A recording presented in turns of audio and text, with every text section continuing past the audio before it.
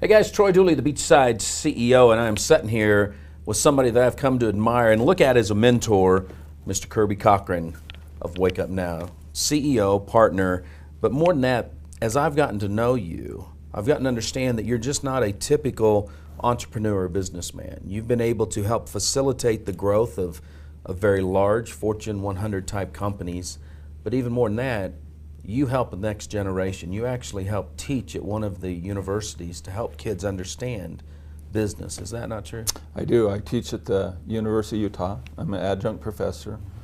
They've offered me full-time teaching, but I just told them I didn't have the time. I teach for the last 11 or 12 years in the graduate school, specifically teaching venture capital. Great. You know, Kirby, when we first met, one of the things that you told me was that you had written a book. And matter of fact, I think Chad, your chief marketing officer, kind of wrote that with you. But as you shared that, I said, can I get a copy? And you said you didn't have any. And I was thinking, what kind of author is this, doesn't have his own books? But I went out and I bought the book. And I was blown away because everything that you had shared, and you invested hours with me that first day, everything that you had said, I started seeing in the pages of that book. And it caused me to realize this isn't just somebody that's a businessman, an entrepreneur, an investor. This is somebody that truly believes in what he's talking about. And it made me want to go back to college. I thought, man, if I was in his class, I could make a boatload of less mistakes than I've made over the years. But I want to ask you some questions based on that. And it's based on the 7 pillars in your book. You know, the first pillar is service. And you asked the question, who do you serve? Who do you guys serve here at Wake Up Now? You know, I was asked that yesterday by someone who bought the book and came in, and that was the very first question. He goes, Kirby, who do you serve? And he's a distributor, an IBO of ours, and I could tell he was taken back by my answer, and he expected me to say that we serve our distributors. Typical answer for network marketing. That's not who we serve. We serve our customer. See, our business model at Wake Up Now transcends the typical network marketing company. Okay. The most network marketing companies that I'm aware of, I'm not going to say all, but most of them fail because their products or service exist to perpetuate the compensation plan. I would agree with that. Okay. Yeah. And when you look at a long company, you know, a company that's a legacy company, but who becomes an iconic company, and we've talked about that, that what happens is that the you have to look at who is the eventual beneficiary.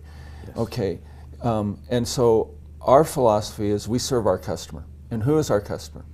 And it's no surprise, our customer is the consumer. And so the value proposition, and I believe all companies have to have a unique value proposition, is 2 parts. Number 1 is that we want to compete on value. Okay? That we want to be able to take our product and say our products are the best products in the industry and be able to explain why. And the second one is we want to compete on price. Okay? Now, here's the thing.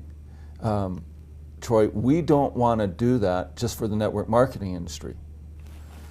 I'll take, for example, to begin with, our product Thunder that we released last year. That's the energy drink. The energy drink, exactly. When we went out, we went and got almost all of our competition's products and tasted them, subjected them to focus groups, what was the best, what did they like, what were the features of them, and what were their price points. Okay? And then we said, what can we do to build a product that is better than all of them? Okay? Now, after we did that, we said, what is our price point? And this is what amazed people. We looked at and said, our competition is not the network marketing industry. It is the entire retail industry. So we went down and we did price studies of the other energy drinks that you will find. So the famous, the name brands. The famous name brand ones. And we said, where does the predominant purchase happen? When people purchase them, what is the market channel, the distribution channel of their purchasing? Okay, and so we realized there was convenience stores. And we said, okay, could we sell our product to that industry on a retail basis and compete with them on a basically head-to-head basis based upon value and price? And here's our philosophy. We want to compete on value and price, and we believe 90% of the time we win the sale. Now, what does that mean? We're going on a strategy of, if someone wants to buy it, we want them to buy it from us. So it may be a juicer, it could be a sewing machine, it could be hair curlers, it could be just about anything. Okay, if they want to buy it, it could be diapers. We want you to buy it from us. And we want to be able to compete on value and price. And so what we did is we launched this concept of our own search engine. We're calling the WUN Life. And the WUN Life is a search engine that searches all our products and services, searches our cashback mall partners, but also our own products. Wow. And so with our Thunder product, our energy product, we price that at a point that it could be competitive on a shelf with a distributor selling it. You know, Kirby, that brings me to the second pillar, solutions. And in your book, you ask the question, is your solution ready for market? Right. Now, that's my paraphrase, but how do you know? Well, I'll give you an example. I financed a company. They had been financed with another network marketing, not network marketing, but another venture capital company to the tune of $20 million. Whoa. They cried uncle. So the company came to us and said, we need $2 million in 6 months. Well, $12 million and 3 years later, we too cried uncle. The problem is they could never develop the product.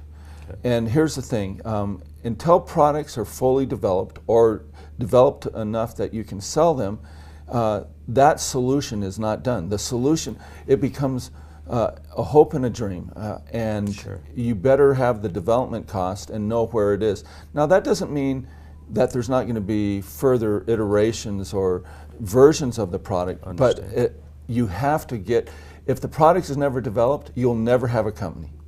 And sadly, I've seen that. I've seen companies that have phenomenal marketing machines. And the marketing machine will either pre-launch or pre-promote the product before it's even off the development shelves in some cases. And people get upset about that. You lose the trust from the end user, right. That customer. Right, and so, you know, what we take a look at is, here at Wake Up Now, what we're looking for is we want to develop the products and then be able to introduce them to the customer, because I think you've seen in network marketing, there's a lot of people who will tell you what they're going to do. That's true. Now, that doesn't mean, and correct me if I'm wrong, that doesn't mean there won't be glitches along the way. I mean, Microsoft is very successful, but I don't know if they've ever launched without hiccups. So that's part of the process. It's a refinement process, and that's, you know, different versions. It doesn't mean you can't monetize your idea or turn your idea into money. Right. But you know, there is a definite process, and this is why, you know, we talk about in the book there. You'll see one goes up over here and the other one, and they go to support each other as you move down the value creation. Why we call them inflection points, because once you understand that there are these definite points that literally transform your company, you realize what you need to focus at that time in your business cycle. Well, I know I have, and I've told people, even distributors, even independent professionals that are building a company, a business independent of the main marketing company, should buy that book, because I think the business principles are so solid. Which brings me to number 3, which is market. Can you even sell it? Okay. How do you determine what, I mean, obviously we found out one company you invested in couldn't, but how do you determine that here? Well, you know, number one is that when you start to formulate your product or service, you have to bring in your whole team. You know, if you have just engineers running, you know, developing products, they're probably not close enough to the sales process to understand what the customer really demands. Right. So you have to bring the whole team to bear and say, okay, let's make sure that we are going in the right direction, and that there could potentially be a market for that product. See, the sale of the product validates that the research and the development of that product was worth the time to go into it. You're looking at how do we help eliminate the risk of the venture, and that is, you know, can you sell the product? But just as important, I started using, before I had heard anybody else did it, and doesn't mean I'm the oracle of you know, genius here, but I call it CAM. What is your customer acquisition model? If you can sell that product, how are you going to sell that product in larger quantities, and can you quantify it? And because you might be able to get a customer, your product might sell for $100, but it costs you $120 to acquire a customer. Oh, wow. If it's a one-time sale, you probably say, I'm underwater on this thing. Yeah. So can you quantify what is the customer acquisition model? And so many people don't think through that process. Well, that brings me a question that's really not in the book, but as I look at the vision of your company, mm-hmm. and not that we can talk on all of it here, but mm-hmm. how would you determine then, you or any company, we've got a product, we've got a market, it's doing well in the US, but we want to go into another culture, another company, the product that sells here may not work then over there, right? Yeah, you know, and this is one of the things about going globally. You know, there are different likes and dislikes. Sure. I mean, nomenclature, words that we think are just normal are sometimes offensive in other countries. That is true. And so as you design your product, you again, it's part of understanding that customer and understanding how you're going to fulfill their needs and wishes. And so again, as we go international and Wake Up Now, you will see that products that will be offered in one country that are not offered in another, because we're trying to hit the needs of that and wants of that particular customer base. And that's what I wanted to get on video, because I've watched so many companies that have done phenomenal jobs in a US market, think they could take what worked here and throw it into a different culture, and then they wonder why they failed. And after reading your book, it was like a light bulb went off, and I realized, man, what works here may not work there. What works there may not work here. You've got to know that customer base. And I think with you guys, with the actual consumer being that focal point, which all iconic companies are that way, you guys have that down, where a lot of times companies look at, well, it's our sales team or it's our agents or our brokers or whatever it is, without realizing we got to focus deeper into it. And in the fourth, and I think this is one of the big pillars, is leadership. You know, can you actually produce what you want to produce with the leadership? How do you determine, as the CEO of a company, who you're going to surround yourself with? Good question. This is not meant to be a plug, but I get this a lot. And so over the last 4 years, I've been developing a book on entrepreneurial leadership. Wow, okay. And I've asked Jason Elrod if he would co-author it with me. And so sometime this year, in 2014, I expect that book to be done. But the concept that I've seen in business is there are three things. You got to have the right horse, you got to have the right saddle, and the right jockey, right? Makes sense. What it is execution. Execution is that of allowing the business plan to move forward. Because, Troy, I'm going to tell you, been involved in a lot of companies, and I've never seen one company ever hit their business plan. In fact, in my midterm exam I give my students, and if any of them see it, they'll know what the answer is here. I ask them, how many companies ever hit their business plan? What percent? It's 0. They never do. And it's not because they're trying to be deceptive or dishonest, but when those business plans are written, they're trying to deal with unknown, making the best guesses, the best way that their companies can succeed. Okay, so it doesn't mean that when management tells you that they're going to try to do something that they're lying or whatnot. Things change, markets change. I mean, the economy changes, and so with management, you know, one of the big things I look at: what is the vision of the company, okay, and what is the culture? Makes sense. Okay, and can management execute? You know, I have a philosophy that if someone looks like they stepped off the plane from Vegas, I don't want to do business with them. And you know, I used to tell my students that I do not want, I'll never invest in a company whose management, they're asking me money and they drive a nicer car than mine, and I don't drive a real fancy car. How judicious are they going to be with my money? Right. And this is one of the things in the book, as you know, we talk about the symbiotic relationship that exists between customers and investors, and how they both serve each other, and if they do that well, then they both succeed. And management executing that business plan of both serving the customer and the investor, everybody wins. Well, I tell you, it's been good. You touched on something a minute ago about investors and the customers, and really having the same common goal. And it triggered something for me. I've had so many clients that I've dealt with that had investors that invested in their idea, in their business model, but yet they look at it, I think, wrong, because they saw other people's money as really a bank account. They didn't realize that they needed to be good stewards of that, and all of a sudden they blow through the investment money, and then they wonder what happened. As an investor, and this, again, folks, isn't in the book, this is just something I'm thinking of, how are you able to weigh that out? I mean, you only know so much about that team that's coming in. What happens when that goes wrong like that? I think I mentioned it in this book. It might be in the book that I'm writing right now. But, you know, over the years, because I've been involved in a lot of transactions, you know, typically it's not unusual right before the deal closes or whatnot, you'll go out to dinner with the people that you're about ready to do a business with. And I'll invite my wife. My wife's an attorney, and so she is born skeptical, but I think that's not just attorneys, that's women. Sure, as a whole. And so as we'd be driving home, she would quite often reach over and touch me on the arm, and in a very gentle way, and she knows that she needs to do it gently, and she'd say, you know, Kirby, I just don't get a good feeling about that person. Wow. Okay? And my response for many years, don't worry about it, I got handled, you know, and been there.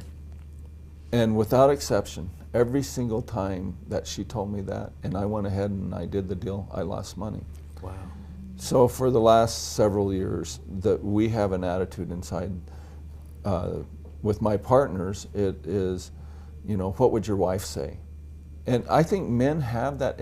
Women are incredibly intuitive. Sure. And so I think one of the things that you have to do is you have to look at yourself and you have to say, you know, do you get a good feeling about the person? Makes sense.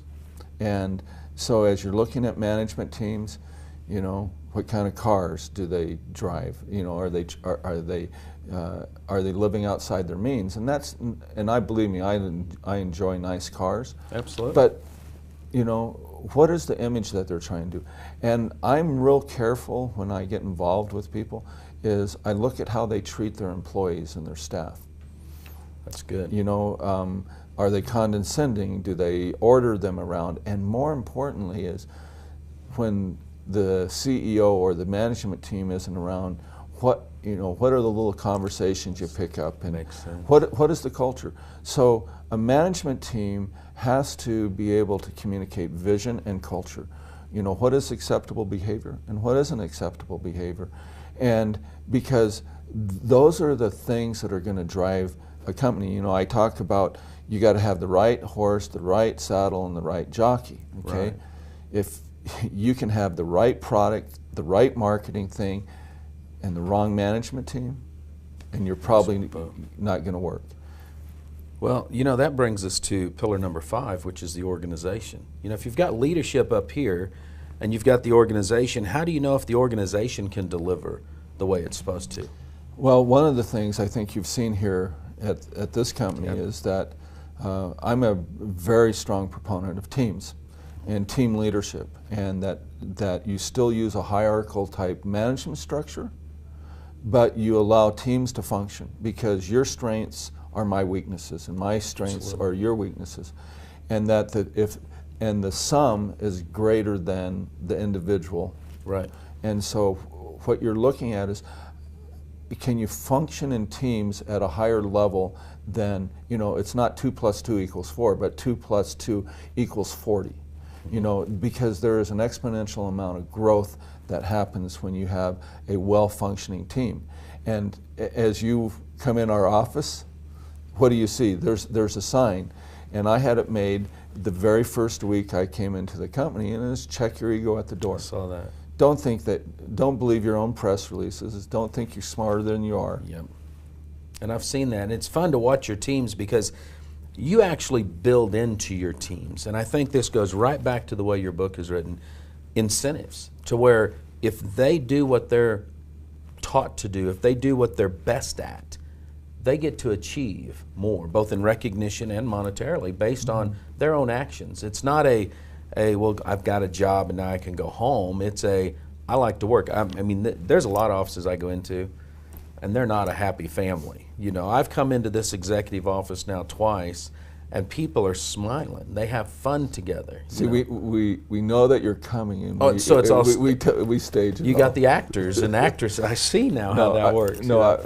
But you know, truly, you know, obviously the people watching this can't see the people who are behind over here. Yeah.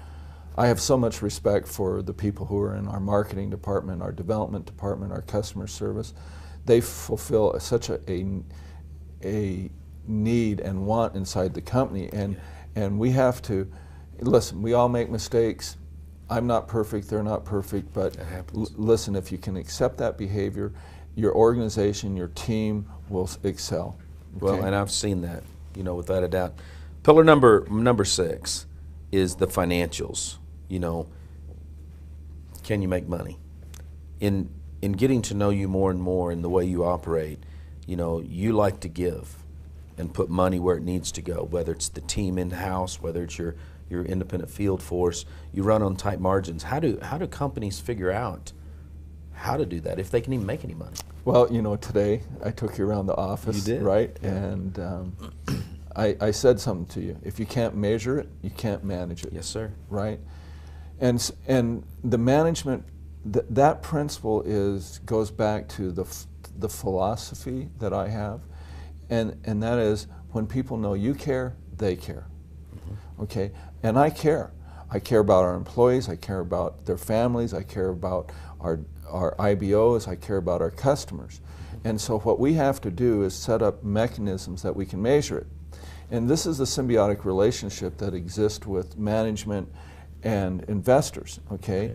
How do I get my money back?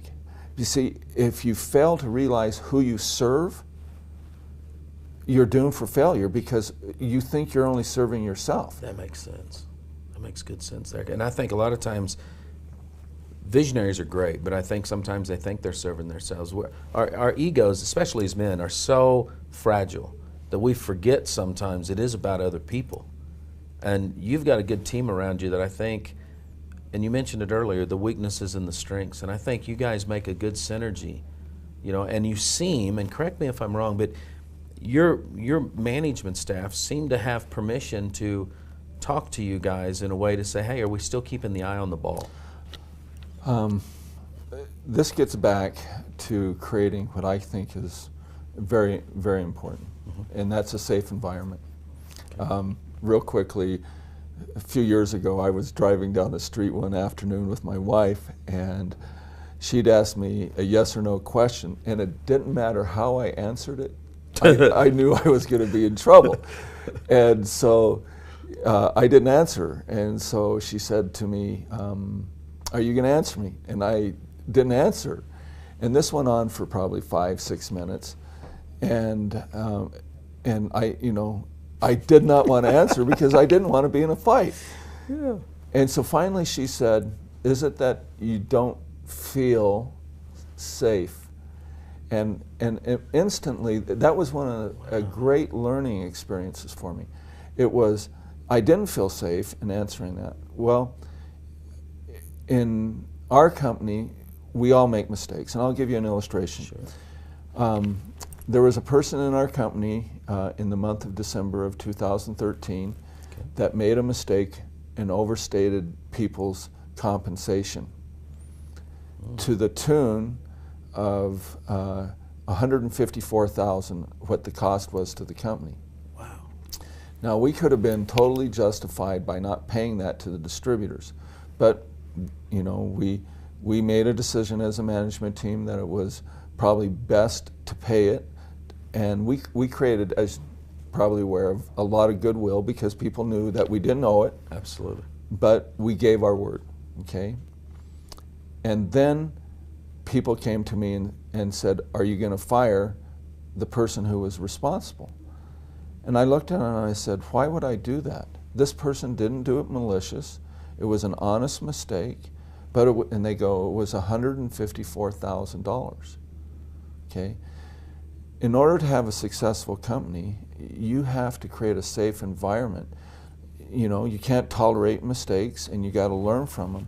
But you also have to understand, unless it was done by maliciousness, if I were to fire him, what does that do to the organization? It creates an unsafe environment, and we want to create a safe environment where people feel like they can share their ideas and be a part and not suffer retribution for doing so. Well, I would say in a situation like that too, after investing $154,000 in that person's education, it's better to keep them here. Well, exactly. They probably won't make that mistake again. No, they won't. But even if they did, you have to take a look at it. If you're going to build a world-class company, you've got to be able to provide the leadership and stuff that's a safe environment. And people will flourish.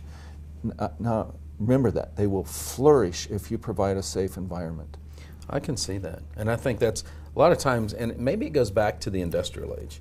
You know, you had management, which is white collar, and you had blue collar, and neither mixed, you know, and we still see some remnants of that sometimes, but you know, I've not seen that here. I see people that feel like it's a safe environment, and you give them, I think, benchmarks that they can work towards.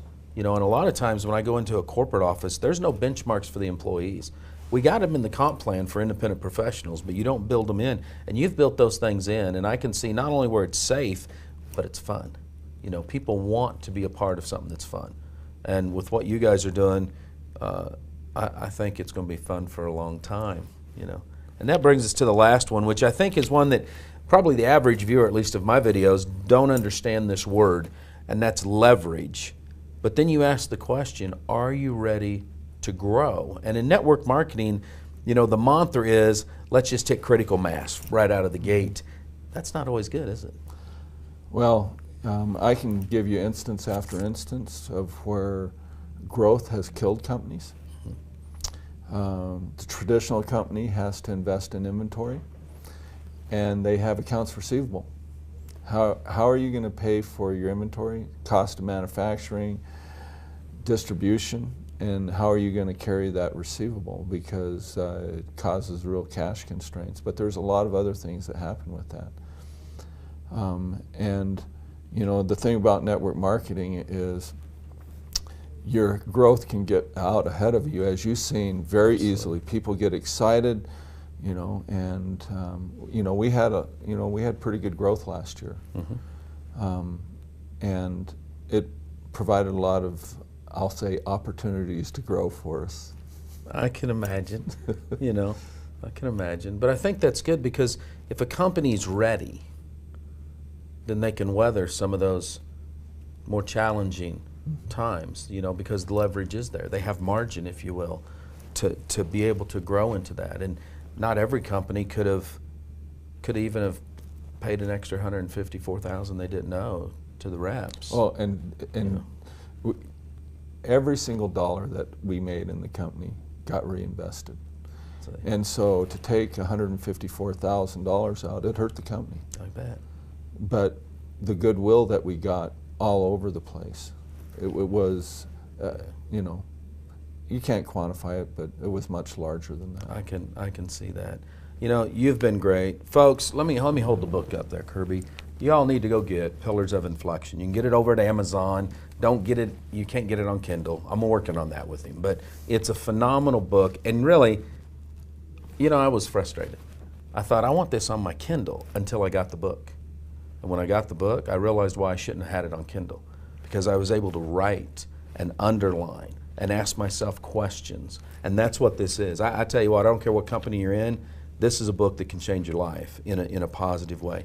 Any parting words, Kirby, that you might want somebody to know? Yeah, this is what I'll say. As you have read the book and as you think about being involved in business, it's a journey.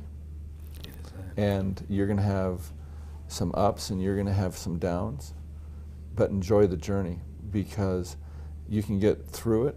And I believe by following the principles in this book, it's about putting probability in your favor, but the rewards can be well worth it.